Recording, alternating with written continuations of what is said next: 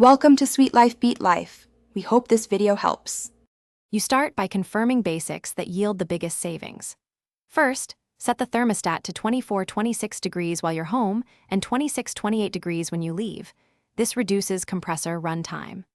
Once done, swap or clean the air filter and clear 1/2 obstructions so airflow is efficient. Make sure curtains and blinds are closed on sunny sides and run a ceiling fan on low to increase perceived comfort, letting you keep the temp a few degrees higher without noticing a difference.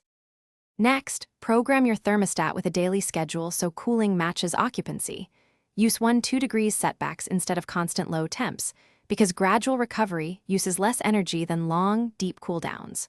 Once scheduled, switch to fan-only or eco modes during mild weather and enable sleep or timetable settings to reduce runtime at night. Also, shade the outdoor unit without blocking airflow and keep a 2 FT clearance. Make sure you schedule a small tune-up twice a year so coils and refrigerant are operating efficiently. Finally, monitor energy via your meter or HVAC app to see kWh trends and target a 10-20% reduction. Data tells you which habits to change.